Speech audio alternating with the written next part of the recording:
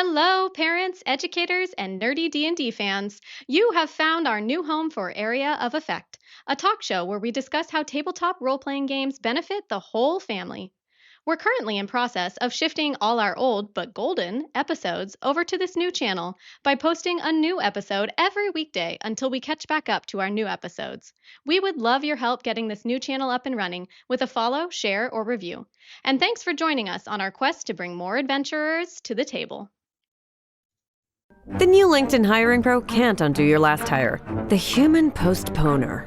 They were the master of one phrase. I'll circle back on that. But 3 months later, you were the one doing all their work and wondering how big that circle is. But LinkedIn Hiring Pro can take the hiring load off your plate by automating the hiring busy work from the initial job post to scheduling interviews. Hire right the first time with LinkedIn Hiring Pro. Post a free job today at linkedin.com/quality. This episode is brought to you by Accenture. When your advertising operations fall out of sync, everything else follows. Spotify and Accenture are working together to reinvent the rhythm of ad sales, using automation, analytics, and smarter workflows to simplify campaign delivery and access better data across the business. The result? Less time spent on operations, more time connecting brands with the moments and fandoms that matter most. Learn more at accenture.com/Spotify. My D&D social media presence started with some rap songs that I made. So I made a couple of rap songs, and I thought it'd be fun to get on Twitter to promote them. And it didn't really do much. I wasn't very successful promoting them. I'm not a very good promoter, I guess. I don't know.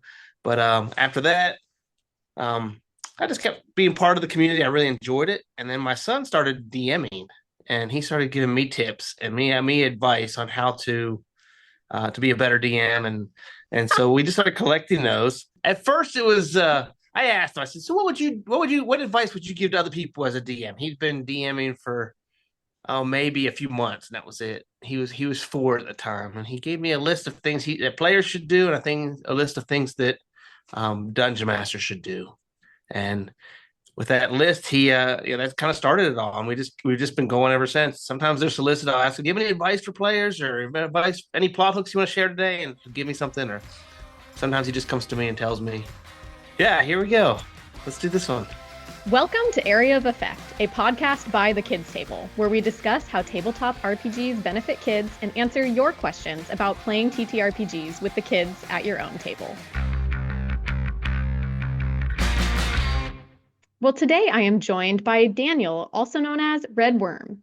Red Worm and his son, the Wormling, can be found on Instagram and Blue Sky, sharing DMing tips and plot hooks written by the Wormling himself. They started playing D&D together when the Wormling was just 2 years old, and he jumped into the DMing role by the ripe age of 4. Now, at age 8, he has more years of experience DMing than most adult players. The Wormling also has a blog and random tables for you to use in your own home game at wormden.com. That's WYRMDEN.com. Thanks for joining me today. Good morning. So I was hoping today we could talk generally about kind of passing it on or passing the torch with kids, especially when it comes to TTRPGs. At the Kids Table, we do offer a lot of different ways to get kids playing. But I would love to hear from you, like your kind of niche is like getting kids involved in kind of the background scene, especially from such a young age. Yes. So tell me how it started with your son, like you started playing, and then how did it kind of move? What were kind of the steps along the way to transition him to being more involved in the like behind the screen kind of stuff? Sure. So it started. He had been watching my wife and I play D&D since he was born. So, I mean, we play a lot of D&D together. We have a campaign that's been going for 23 years now. Holy cow. Yeah, she's been playing the same character this entire time, and it's been wonderful. And we just have gone through all different kinds of adventures, and we play a lot. And so he was a witness to that.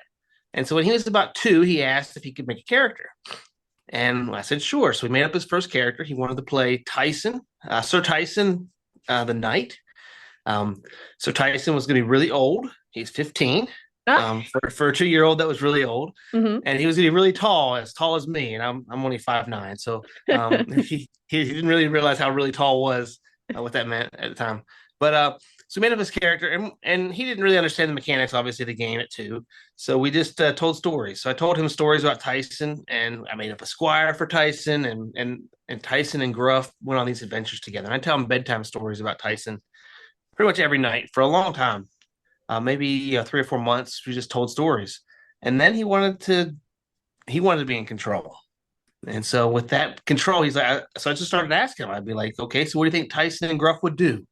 And he would tell me what they'd do next, and then we would change the story and go that direction. And so in that aspect, he learned how to play D&D. I mean, basically, that's the game. You just have to add mechanics to that after that. So it's just, the dungeon master asks you what to do, what you do. The player tells you what you're going to do, and the story changes. And so we slowly added rules and dice to see if he succeeded in different things. And with that, by the time he was 3, he was ready to play a more advanced game. COVID had hit. My friends from back east and I decided to start a campaign together over Zoom. Zoom was a lot better than it had been all of a sudden, and suddenly we could play. Yep. And my son sat on my lap for that first session, and the second session he wanted to make a character, and he hasn't stopped since. So we've been playing a weekly game ever since then. That was March of or April maybe of 2020. Wow. And we've been playing a weekly game ever since. And he's run a few of the games, and he's played a variety of different characters and different campaigns, but we still play every single week with that game. So is he the only kid at the table? He was originally. Now one of the other my friends has a son who's 13 who's joined in. So it's 3 dads and 2 kids. So. Oh, that's so fun. And your son is now 7 then? He's 8 now. He just turned 8 last month. Yeah. Wow, so, incredible. So he started at 2. What a wonderful childhood. Did you grow up playing D&D? So I started about the age he is now. I started at 8. My brother had bought the basic set. This was in 1984. Mm-hmm. So it's been a while. He bought the basic set, and he started playing with some friends in the neighborhood, and I started reading the books. I just loved it. I fell in love. I read the Dungeon Master's Guide, the first edition one, cover to cover. Wow. Before I ever played a game, I tried to read. I mean, it was a hard book to read. That's dense for an 8-year-old. Yeah. It's dense for an adult. And I wasn't a reader. I mean, I wasn't like the kind of kid that just sat there, but I loved that. I devoured it. So I loved every bit of it. And we finally started making some characters, and he ran me through some modules. He was a pretty bad DM. My brother was. And so when I was 10, I took over the DM duties, and I became the dungeon master. So okay. So there's a legacy in your family of kid DMs. Yeah, definitely. Yeah. How did your brother take it when you said, "I think I can do this better than you"? He was happy. He didn't really enjoy the dungeon master role. He wanted to be the player, and so he was happy for me to do it. And I ran him through a bunch of different adventures and found other friends to run through adventures, and some of them weren't allowed to play because it was a time where certain kids weren't allowed to play the game. Yeah. But it was a lot of fun. And then it wasn't until high school that I found my best friends, and we all started playing together. That was probably 10th grade. We started that. That's amazing. You sound like you're like probably in the top like 100 people for hours logged playing D&D in your lifetime. It could be that I'm up there at the very, very top. I mean, my wife and I we play all the time. I mean, I come home from work and we just play until bedtime every day. And that was our entertainment. We would just enjoy it. We didn't watch TV or movies or do anything else. We just played D&D together. It was kind of our entertainment and our therapy at the same time. Oh, for sure. Therapy. Yeah. Do you feel like your son has sort of taken advantage of the therapeutic aspects of it as well yet, or maybe not quite yet? Yes, he takes out frustration sometime in the game. Definitely. Not quite as much, I think he does. I mean, I think he takes out frustrations, and then he also tries to fix things that he sees that are wrong in the world. So he likes to see instead in the real of conflict, world. Yeah, in the real world. So he takes real world problems that he sees and wants them to be fixed in the game. So I see that a lot, whether it's racism, or whether it's politics, or whether it's just problems that he sees that we might talk about or that he hears about, and he wants them in the game them to be right. So wow, that's very cool. So he as the DM will write a storyline that facilitates introducing that problem, and then you and your wife as the players, or you and your friends as the players have to fix it. yeah, that's exactly right. A lot of times he'll have an evil character, and we have to try to convert them to good.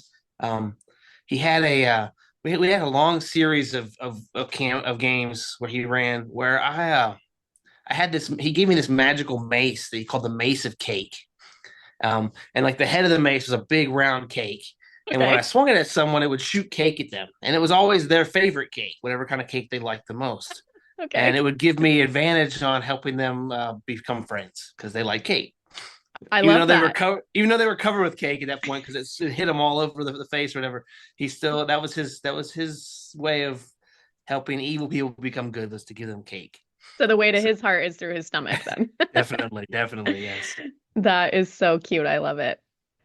So let's go back to kind of the early stages with your son. And I know a lot of people we've talked to in the community are like, I really want to play with my kid, but they're young, and I just can't imagine what this would look like. And I feel like in their head they have this idea of like this perfect D&D session with this angelic 2-year-old sitting there Oh like yeah, no. participating fully. Like, what's the real like nitty gritty? What does it actually look like for a young like preschool age child to play D&D? For us, I mean, I started out, it was just stories. So it would be bedtime stories. We'd hang out together in the room and just sit there and tell stories together. Nowadays, it's very active. We don't sit down at the table and play D&D. So we're up, we're running around. He's enacting what's happening.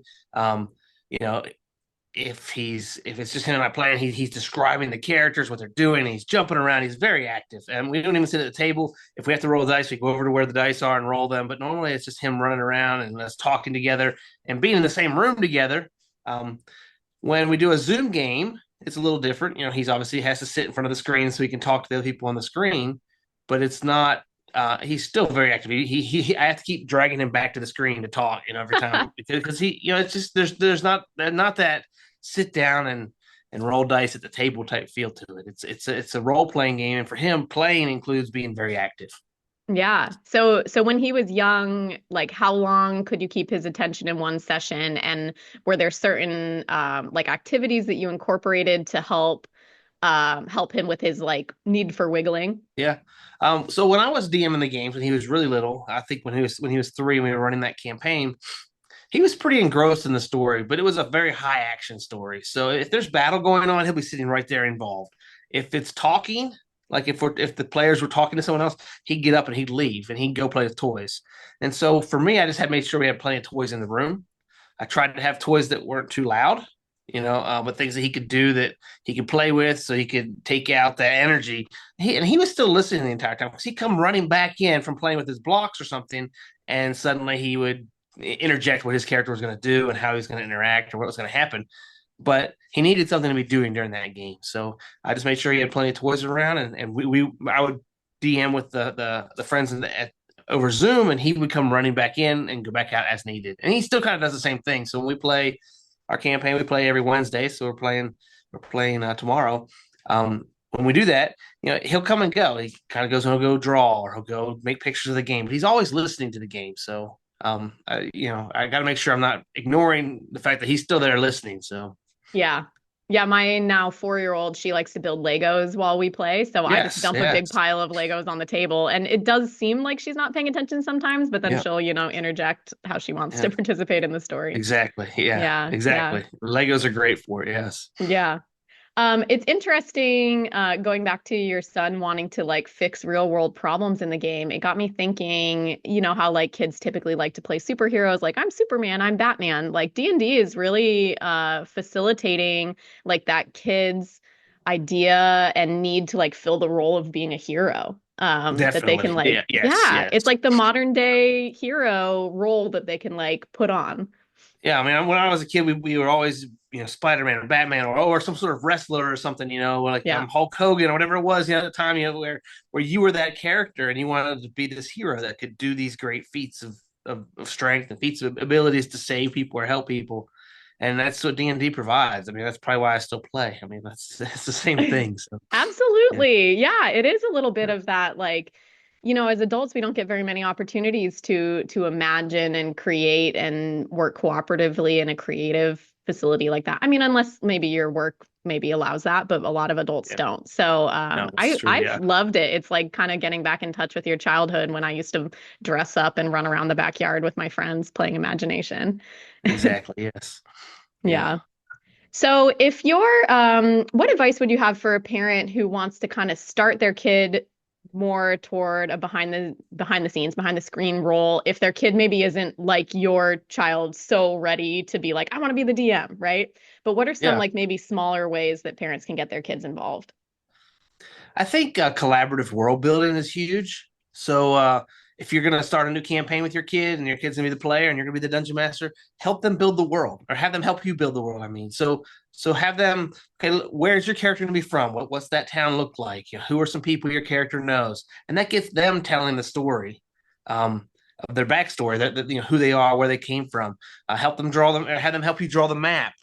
Maybe add different character, and then even in the game you can do the same thing, like, okay, this is a guy's from this area, what do you think about it, what's this area like, what would he be like, what would this character be like, and have them answer for you.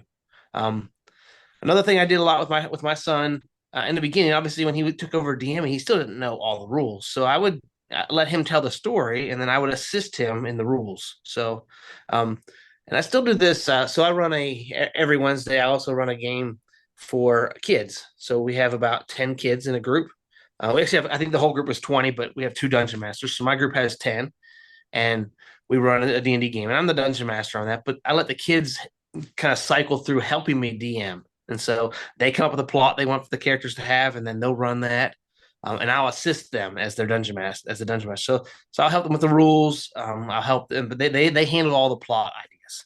I And love so I that. think that takes a lot of burden off of them. They don't have to know all the rules. They don't have to know, what do I ask for? What kind of skill check does this need to be, or anything of that sort. They just know what's happening in the story. They're telling the story, which kids are great at. Kids love to tell stories. They have imaginations that are wild, and so it's great for them to be able to do that. And then I can just sit there and say, okay, that would be a dexterity check.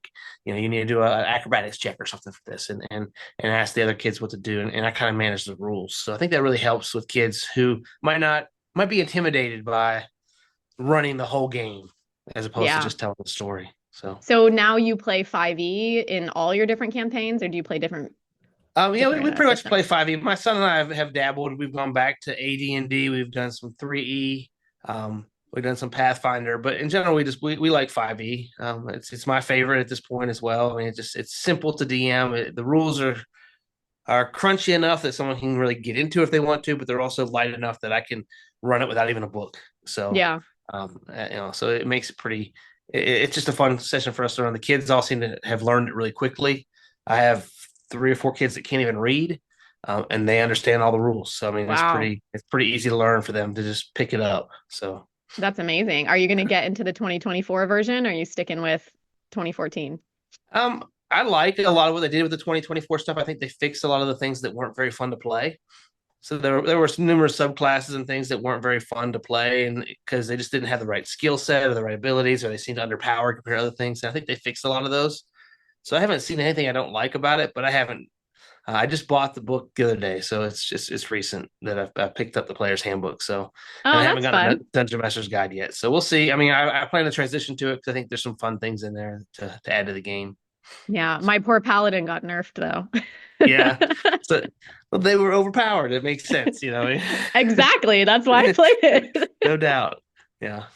Cool. So this group that you play with the kids, what's the age range Yes. of the kids? Um, I think my oldest player is 13 and my youngest is 4. Oh my So gosh, that's a big spread and 10 of them at your table. yeah, and there's and some of them don't show up each week. Sometimes it's a group that we all get together, and if they're there and they play. If they're not, their character just kind of went along with the mission or whatever happened. And we don't play their character if they're not there. Um, But it's but just kind of assumed that they're going along with whatever. yeah, But yeah, nobody's like exactly. making attack rolls for their character. No, Okay, no, so I was gonna we just ask, yeah, when we they just take turns in the DM chair, yeah. is their character still there, or how does that work? Um, it depends on what they want. So a couple of them didn't want to have to try to run their character and the dungeon master at the same time. So they basically they were the dungeon master and their character was just kind of in the background. Yeah. Um, Others said my character's there too, and I want to play him. So um, they would play both. And normally I really try to guide them as to how to do that, how to use their character almost as an NPC as opposed to use their character as the star or the hero, while they're dungeon master in their own game, because obviously that creates some problems for the other kids who suddenly this guy's the hero. So at this Yeah. point, I would guide them on how to do that. So it's been a lot of fun. So you meet with that student, like kind of one-on-one in advance to plan together? I no, I, well, I say okay. If one of them comes to me and says, "Hey, I want to run a game," I say, "Okay, you come up with the idea, the plot, and run everything, get everything ready to go for next week." And then we talk for 5 minutes before the game, and they run it. So, Okay, that's um, amazing. yeah, it's pretty informal. We're not too worried about it, and the kids are really forgiving. That's one thing about kid players is they're not having this high expectation that the game is highly polished, and so if the kid screws up, nobody really cares. Yeah. Or if the plot isn't quite as exciting as it might have been something else, the kids can help make it that way, and they really help out. So they're a lot more forgiving than adult players are, because they just don't have this high of expectation of it. Do you find that like kind of after they've had experience in the DM seat, are they more respectful? I don't know what the word is, but like they like are like, "Oh, like this actually is hard," and like, "Wow, Yeah. I kind of like look up to you for what you're doing." I kind of feel like they're more engaged in the plot. Oh, okay. So because they can kind of see when they create a storyline and they want someone to play it, they really want someone to engage with them. And so I kind of find that those who sit in the chair for a little while come back when they're players and they engage more in the plot that I throw out towards them, or that one of the other Yeah. dungeon masters throws towards them. They're kind of like, let's engage in this and let's see what we can do with this and let's help out a little bit more That's because they've cool been there. because they see that when they're the DM, that's like what they want from their players is for them Exactly. to be Yes. engaged in their story. That's really neat. I love that. And what cool like real world translation for like really investing in something and seeing what it takes to lead something and then having a little bit more respect for that. Yes. Yeah, Very much so. Yeah. very cool. Yeah. It's one of the this is all homeschool kids, and so they are. It's a class for them. I mean, it's kind of they come we spend that time, and their parents consider it a class almost where they are coming to learn. And I feel they learn a lot of real world, scenarios, situations that they get to experience them, and it's a safe place where they can experience the consequences of their actions without real consequences. So I think it's wonderful. Yeah, I love that aspect of it. And they can, kind of try on different aspects of their personality, especially as they're like preteen and teen years when they're like Yeah. really discovering who they are. Yeah, that's very cool. So the educational aspects of D&D, I mean, have been huge lately. Like people are publishing educational TTRPGs for like everything imaginable. Have you ever used it in that way? Like my kid needs to learn about this era of history, so let's focus on that in the game or something like that. I haven't been deliberate in that. But when my son was going through different things he was studying, he would incorporate them into my game. And so one of the longest campaigns we ever ran was he was studying the Revolutionary War, and he made a character for me called it was simply named Redcoat Okay. at this time, and Redcoat was a British soldier who was there before the war happened, and so all these things that occurred were basically the war was in the background, and he became friends with George Washington, and we went to Mount Vernon, and all these different things happened. We destroyed zombies in Mount Vernon and fought a lich Okay. there, and saved Mount Vernon from zombies and a lich. It was just like, and so he incorporated that, and then eventually Redcoat went to ancient Rome. He traveled through time, went to all these different places that my son had been studying. So he got a chance to explore those areas more through the game than what he would create, and so that was a lot of fun. Um, but I'm not his main teacher in those type of subjects, so I wasn't doing that. I'm his mama does that, so I was just um, simply, letting him explore those subjects through the game. Yeah. That's such a funny mashup of like historical Yeah, locations and then zombies. yeah. I love it. There's always zombies, always some kind of undead in the middle of something. Yeah. Yeah. So do you have you like published or do you sell any resources to help families play D&D? So my son's published a few items on DM's Guild. He has three different publications. He's got a couple. He's got a subclass and a ranger class that he liked. He loves Lord of the Rings, so he didn't like that rangers cast spells. He wanted rangers to be like Aragorn, Yep. so he made a ranger class for that. And then we recently had some plot hooks, but mostly what I do is on Twitter or Blue Sky now, where he releases plot hooks, DM tips, and player tips. And he did the same on Instagram. I've kind of faltered on Instagram. I haven't really published much more recently, but on Blue Sky we have I think there's about 1,000 total tips now, or plot hooks or Wow. tips that he's published, and so it's a lot. Um, and and then we have a lot of conversations where I just kind of share the things we've talked about, where we have conversations with the 8-year-old dungeon master, and we talk about whatever he's talked about, and they're a lot of fun. We do have a blog. Um, he has a blog called Improve Your Game, um, and it's just dungeon master tips on a blog, like how to make pirates more fun or how to make dungeons more interesting or things of that sort. So he has a bunch of different blog, and that's just on our website. And so uh, that's kind of all we do. We don't really sell too much, but we do um, we Free do tips like are to always help welcome. out. Free tips, yeah. So that's What what we is like to the do. website for listeners who want to find it? It's wormden.com. So it's WYRMDEN.com. So your family, as you've like had a lot of time kind of developing these stories together, do you talk about it like outside of the game? Like, oh, remember when so and so did this? Or is there any way that you like record it, like write down the adventures in a book or something Um, like that? Not really. So with my wife's game, we used to write everything down, but that got very burdensome after decades of playing the game. And so with my son's game, I probably should write down each of his campaigns, but I don't. Some of them last for 1 hour. Yeah. That's the whole campaign. That's all we've played. And by the time we play again, it's like, let's make a new game. And so we just continually make new stuff. But he has a memory that's amazing to me. And so he'll bring up characters that we played 2 years ago and what happened in this game and remember who that character fought and all this kind of stuff. So he remembers it all. And we talk about it all the time. Or we'll bring back up stories. Remember when this character did this or when I made this character for you. And the ones that are memorable stick out. So there's definitely a reminiscing about it. And we talk about it a lot, definitely. That's very cool. So. How have you seen him, his like skills that he's gained through D&D come to life in the real world in your son?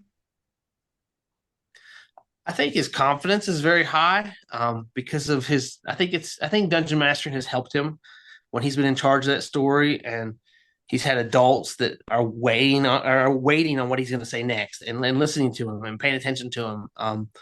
He's run several games for all of his friends and all of their dads, and so it Oh, was like nice. there'd be like 10 or 12 people there, and he's Wow. running the game for them all. And I help him with some of the rules still. I mean, he's pretty good with most of the rules, but um, sometimes he forgets. He doesn't remember what's going on. So I help with the rule. I'm a player, but I'm also I like that would, I give him assistance. But he runs the game pretty much the whole plot and commands that table. And that's just such a boost of confidence. I think that's one of the best skills that he's developed from that. Social skills, helping people, and then just testing out his morality. He used to love to just destroy everything and he wanted to kill everything. Yep. And then he got to a point when he was like maybe 5, where he's like, I don't want anyone to die. I don't want any Wow. monsters to die. I don't want the dragon to die or the orc to die. And so everything was about helping those creatures as opposed to killing them. And so currently in the games that I run with him, um, if I bring up any monsters, I can't put in like a horde of orcs that are going to attack and kill everybody, um, unless he's going to be able to save them and help them convert away Wow. from evil. So if I want to do that, I have to use undead or use constructs or something that he's not killing. He's ending their evil reign or whatever it might be. But it's not. He does not like in any way to kill a living creature. So that's really come forth where he's discovered that he just didn't like it. He didn't like the way it felt. He felt bad doing that, and so he's really kind of explored that area of his own personality. So how about when he is the DM and the players want to kill the orcs or the zombies or whatever? So he uses zombies, he uses undead mostly, oozes and things that aren't like people in any way. Yeah, And yeah. so he doesn't have that conscience of having killed a person in the game. And so Yeah. that's what he uses for all of his. He uses a lot of ghosts. He uses a lot of um, constructs. So just things that come alive, and then when they don't really die because they weren't ever really truly alive. They were just animated things of that sort. So that's what he likes to use as his monsters, and that's pretty much mostly all he ever uses. Yeah. So It's interesting the adventure club that I just played with some kids. like about half of them wanted to befriend everything, like your son. Yeah, The yeah, other yeah. half were like the typical murder hobos that wanted Destroy, to kill yeah, everything. yeah, So it made, definitely. I kept having to be like, we're working together as a team. We're making this decision as a team. Like I didn't want it to Yeah, evolve into PvP. So yeah, it's definitely. definitely, that's definitely like kind of a polarizing. I've played with kids that totally kill everything and kids that Yeah. befriend everything and somewhere in the middle. I mean, my group's kind of very similar to that. Some of them don't want to hurt anything, and some of them want to destroy anything they can. Um, and one of the ways I've kind of helped solve that is I've said, you guys will not level up unless you work together. That's the milestone is you have to work together to Oh, solve things. And if you don't work together, you solve it.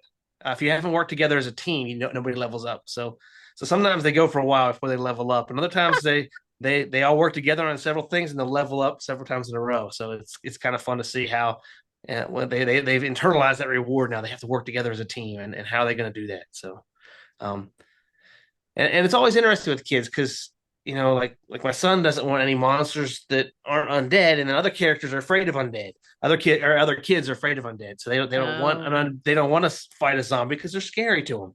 And yeah. so we have a pretty good session zero, and that session zero continues nonstop throughout the entire campaign. Like if things change, because kids suddenly like, I wasn't afraid of zombies before, but I saw something that was pretty scary to me, and now I'm afraid of zombies. So that Yeah. changes for kids throughout the time. So we definitely do a lot of if this scares you, let me know. We'll change this plot. And so we were in the middle of one where there were some skeletons, and one of the kids had seen something was scary with skeletons and was afraid of them now. And so all the skeletons turned into candy monsters, and because nobody was afraid of a candy monster, so that was they just fought the candy monster and then they ate the candy. And Yeah, so of course, it of was course. and I so love that. uh, but sometimes you have to be pretty flexible with kids to do that.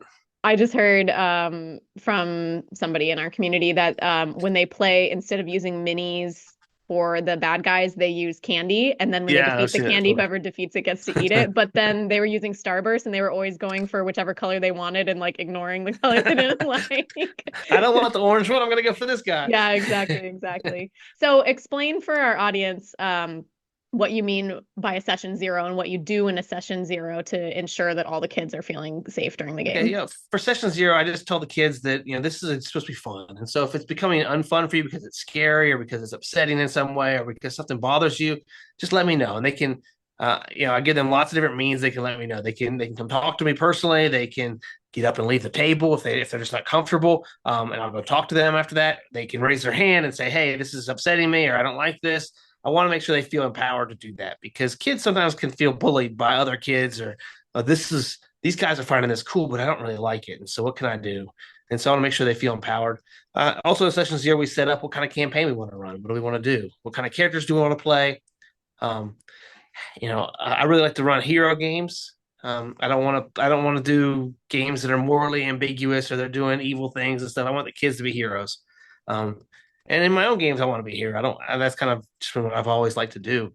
And so the kids in the game are always running some sort of hero characters, and what they're doing, they're trying to solve whatever problems are they're facing in the best way, in the most noble way they can. And so that's kind of what they want, and they want to be superheroes. So they're doing that. And we talk about that campaign, and then we just kind of create those characters together and get ready to play for the next session. So That's great. I think our last session zero took about 15 minutes, and so Oh, wow. it wasn't real long. We weren't sitting down for a real long time. They all had an idea what kind of character they wanted to play already, and we just kind of jumped right into the game. So that first session, we kind of that after session zero, that 15 minutes was over. We basically just got into the game and kind of set the scene. We talked about what their characters might be doing. We didn't really play any mechanics because they didn't have their characters created yet. But we played the game. We played the story. They got into who their characters were. They met. They talked to each other, and then we'd start the campaign the next week with actual character sheets. That sounds great. I love it. Yeah, I Yeah, definitely believe that session zeros are really important for making sure everybody's on the same page, has the same yeah, definitely, expectations, and definitely. everybody has fun. Yeah, I think the biggest problem I've ever had with session zero is I want to get to playing as fast as possible, Yeah. right? I mean, I don't want to waste one of our sessions, so I try to make it as impactful and quick as possible, but still make sure I cover everything. Because the kids don't want to sit there and belabor the fact either. They want to get to playing. So we talk about it, we give them power, but I still remind them a lot throughout. the session. If anything bothers you, just let me know. If any, so they can, and they have different ways they can do that. So I think it's important to continue to have that session 0 the whole time, so the kids never feel like, that might have been 6 months ago and they forget what their options were. So I want them to continue to remember that if they don't like what's happening or they don't like what's going on in the game, they have the power to change that. And so I just think it's a wonderful hobby. It brings people together. It lets you tell stories together, and it connects people. I mean, it's such a wonderful way for families to bond. And so I see the families that I know that play together are definitely close, and they build great relationships. And now it's time for a brief announcement. The Kids Table is going to take a little break from producing Area of Effect episodes bi-weekly so that we can focus on ramping up to launch Season 2 of our original actual play campaign with kids at the table. We may publish a few bonus episodes of Area of Effect here and there before fully jumping back in. But in the meantime, we encourage you to follow our kid-focused, family-friendly campaigns on YouTube or wherever you get your podcasts. Thank you to you, our faithful listeners, as we continue our work to bring more kids to the D&D table. Thanks for listening to Area of Effect. Be a part of the ongoing conversation. Follow us on Instagram at the Kids Table D&D, where you can DM us questions that might appear on a future show. And check out the Kids Table D&D on YouTube to see how we include kids and teens at the table. Brought to you by the Kids Table, because when kids are at the table, everyone wins.